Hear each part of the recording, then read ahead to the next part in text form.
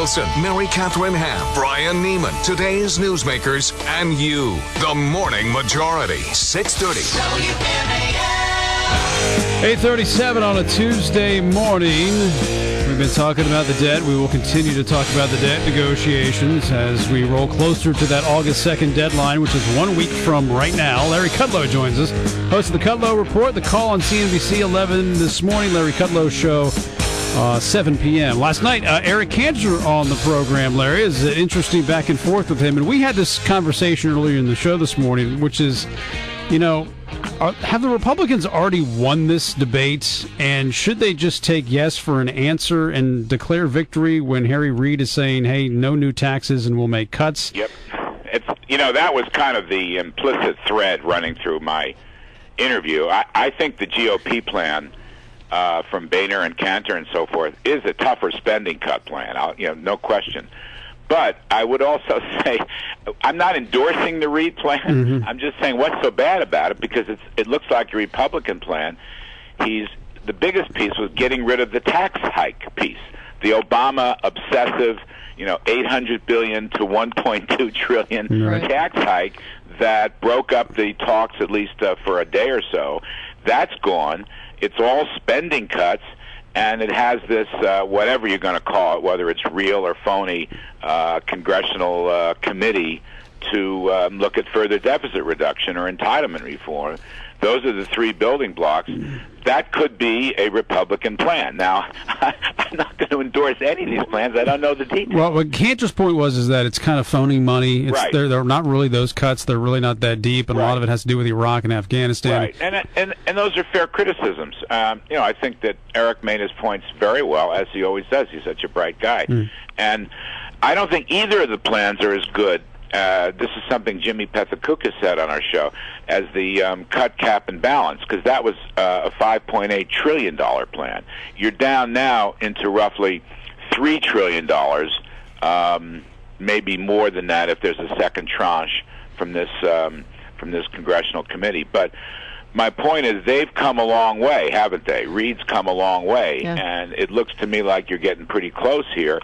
And they both now disagree with President Obama. Isn't that interesting? Whose speech last night was the silliest campaign speech I've ever seen. Isn't he making things worse, Larry? Worse. Every time he goes out there, he makes things worse. And Peggy Noonan's column last weekend was correct. He should stay home. Watch pro football. I don't know what he does. Larry, stay home. Larry, on another point, though, I mean, although we are seeing some progress here, and everybody's talking about cuts, and the talk of revenue enhancement or tax increases is sort of falling by the wayside. Right. When you step back for a moment, we're still talking about relatively small cuts given how big our deficit is, aren't we? Yeah, we've lost ground on the cuts. As I said, the cut, cap, and balance was close to $6 trillion, and that was the original Paul Ryan budget. That was close to $6 trillion over 10 years, starting, I might add, with $110 billion in year one, 2012, which is really the only year that counts if you're going to bring the baseline down. So that was the toughest plan, and now we've retreated a little bit, I agree, and that's going to raise an issue. I'm having lunch today with the head of the global sovereignty ratings from the S&P. I'm having lunch with Mr. Beers, and we're going to talk about that, and he will be on the Kudlow Report at 7 o'clock Eastern tonight to talk about the ratings piece and whether there's a downgrade coming. Yeah, I was going to ask you about that. Erin Burnett of CNBC, she said that she had gotten sources telling her that Boehner's plan wouldn't prevent a downgrade, but Reid's might. And she seemed very skeptical of the report she was getting. But what do you think of that? Well, I don't know. I mean, it's impossible to say. And I just don't know what their criteria are. I'm hoping to learn more after I lunch with this fella and after we have him on the program tonight. I don't think he's going to pass judgment on the individual plans. I think he's going to give some generic guidelines. And I know that in reading past reports from both Moody's and S&P, they want the U.S. Deficit and debt situation as a share of GDP to look more like other AAAs, Canada, Britain, France, Germany, where they're trending down. You follow me? They're trending down as a share of GDP, which to my way of thinking means you've got to A, cut spending, and B, grow the economy. So certainly one thing I said, I think it's very good that the Reid plan gets rid of the tax hikes. And to me, it's pro-growth in the sense that at least you're not going to heap more taxes on. And, nobody seems to be embodied in this Obama idea of millionaires and billionaires and corporate jets. That's off the table. So that's a real good thing. And maybe we are going to be on the right track here.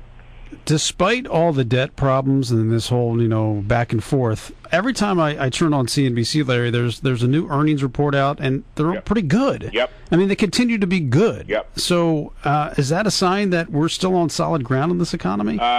It's a semi-sign because, at least half of those profits are overseas. Now, that's a good thing, not a bad thing, don't get me wrong. But domestic profits are not as strong as the so-called global profits. And I think the economic indicators right now are still pretty lousy. I don't think we're going into recession again, but I don't know. I think it's got a 2% handle. We'll get a GDP report, I think, Thursday or Friday for the second quarter.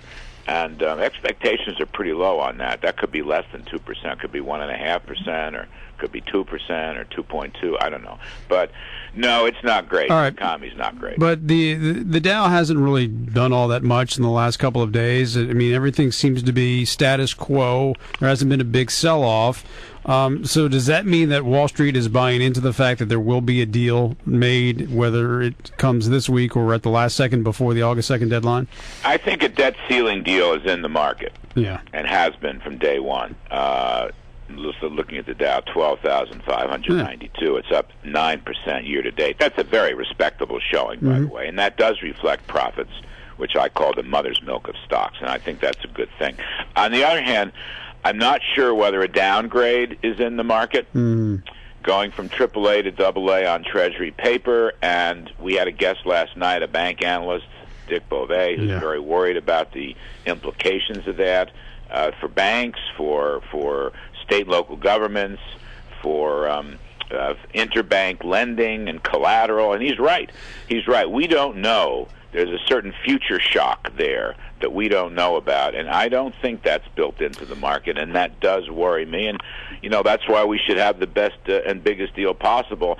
Eric Cantor said that the GOP plan regarding this congressional commission or committee, that their program has more teeth in it for enforcement purposes, and if that's true, it's a good thing, because that would give you a second tranche of $2 or $3 trillion of saving, which would move it towards the Ryan plan, the original budget. On the other hand, I think it's fair to say Wall Street, by which I mean the markets in general, I think most people would like to see one full increase in the debt ceiling that would take us through the end of the next year. I think that's fair. Now, I know that President Obama, and Cantor said this, and he got a chuckle from me on this. The reason I laughed, he said, well, it's all politics. He doesn't want to run for re-election with the debt ceiling. And I think that's true, and he sort of hit the president in the nose on that, and that was a good take on his part. But I think the marketplace would like not to go through, a second round of all this uncertainty on the debt ceiling. All right, Larry Kudlow, it's good to have you from CNBC. I always appreciate you joining us here on the Morning Majority.